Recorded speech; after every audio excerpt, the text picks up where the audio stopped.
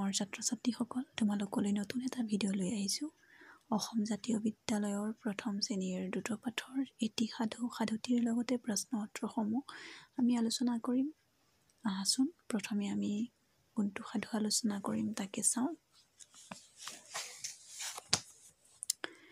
কাউৰী আৰু শিয়াল, এই সাধুটি আমি আলোচনা কৰিম। লগতে প্ৰশ্ন উত্তৰসমূহ 10 নম্বৰ সাধু হয়তো। চোৱাচোন সাধুটিৰ মাজত কিনো আছে। এদিন শিয়াল এটাই আহাৰ বিচাৰি অনাই বনাই ঘূৰি ফুৰিছিল। তেনে সময়তে সি গছ এজোপাৰ এটা ডালত এজনী কাউৰী দেখিবলৈ পালে। তাই মুখত এডোখৰ মঙহ মানে তোমালোকে গম পোৱাই, মাংসৰ কথা কৈছে। মঙহ দেখি শিয়ালৰ জিভাৰ পানী পৰিল। শিয়ালেতো এনেও মাংস খায়, তোমালোকে জানাই। কেনেকৈনো মঙহডোখৰ খাব পৰা যায় তাকে সি ভাবিবলৈ ধৰিলে। সি এটা উপায় বিচাৰি পালে। সি কাউৰীৰ ফালে চাই মিঠাকৈ মাত লগালে। তুমিনো কি পখী, দেখাত সৰগৰ পৰি, তুমিয়ে নেকি চৰাইৰ ৰাণী? এই বুলি কোনে কৈছিল? শিয়ালে কৈছিল। শিয়ালৰ কথা শুনি কাউৰীৰ মনটো ভাল লাগি গ'ল, পাছে উত্তৰ নিদিলে। দিলেই যে তাই মুখৰ মঙহ থিতাতে হেৰাব। যিহেতু মুখত মঙহডোখৰ লৈ আছে ন কাউৰীয়ে। শিয়াল বাপুৰাও কম টেঙৰ নহয়। সি আকৌ ক'লে, হেৰা ৰূপহী বাই, গীত এটা দিয়া শুনাই। এইবাৰো শিয়ালে সঁহাৰি নাপালে। সি পুনৰ ক'লে, বেচেৰি ৰূপহী বাই, গীত গাবলৈ তুমি যে বোবা, এই কথা মই জনাই নাই। বোবা বুলি কোৱাত কাউৰীৰ উঠিল খং। তাই মুখৰ মঙহৰ কথা পাহৰি গ'ল আৰু গীত জুৰিলে, কা কা কা।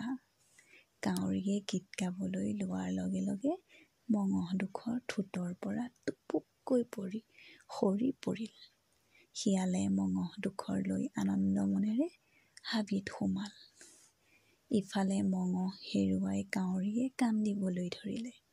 তেতিয়াহে তাই বুজি পালে, আনৰ চলাহী কথাত ভুল যাব নালাগে।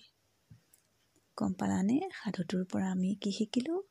যে বেলেগৰ চলাহী কথাত, চল কৰা কথাত আমি কেতিয়াও ভুল যাব নালাগে।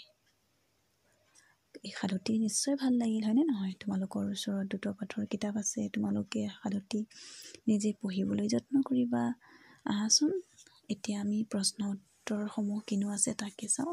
প্ৰশ্ন তোমালোকক 4টা দিয়া হৈছে। আমি আজি প্ৰশ্নকেইটাৰ লগতে উত্তৰকেইটাও আমি আলোচনা কৰিম।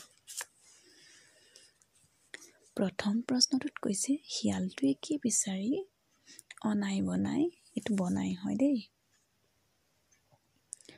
অনাই বনাই ঘূৰি ফুৰিছিল। শিয়ালটোৱে আহাৰ বিচাৰি অনাই বনাই ঘূৰি ফুৰিছিল। কাউৰীজনীয়ে মুখত কি লৈ আছিল? কাউৰীজনীয়ে মুখত এডোখৰ মঙহ লৈ আছিল। শিয়ালে কাউৰীজনীক কি বুলি কওঁতে তাইৰ খং উঠিছিল? শিয়ালে কাউৰীজনীক বোবা বুলি কওঁতে তাইৰ খং উঠিছিল। কাউৰীজনীয়ে কি কৰোঁতে তাইৰ মুখৰ পৰা মঙহডোখৰ সৰি পৰিল? কাউৰীজনীয়ে গীত গাবলৈ লওঁতে তাইৰ মুখৰ পৰা মঙহডোখৰ সৰি পৰিল। তোমালোকে এই প্ৰশ্ন উত্তৰসমূহ নিজে দিবলৈ চেষ্টা কৰিবা। আৰু লগতে মোৰ আগৰ যিবোৰ ভিডিঅ' আছে তাত আগৰ পাঠবোৰ, সাধুবোৰ দিয়া হৈ আছে, তোমালোকে চাবা যদিহে চোৱা নাই। আৰু মোৰ চেনেলটোৱে তোমালোকক যদি সহায় কৰে তেনেহ'লে মোৰ চেনেলটো ছাবস্ক্ৰাইব কৰি ল'বা। লগতে তোমালোকৰ বন্ধু-বান্ধৱী আছে নহয়, বন্ধু-বান্ধৱীসকললৈ শ্বেয়াৰ কৰিবা। আৰু ভাল লাগিলে লাইক কৰিবা। ধন্যবাদ, ভালে থাকা, বাই বাই।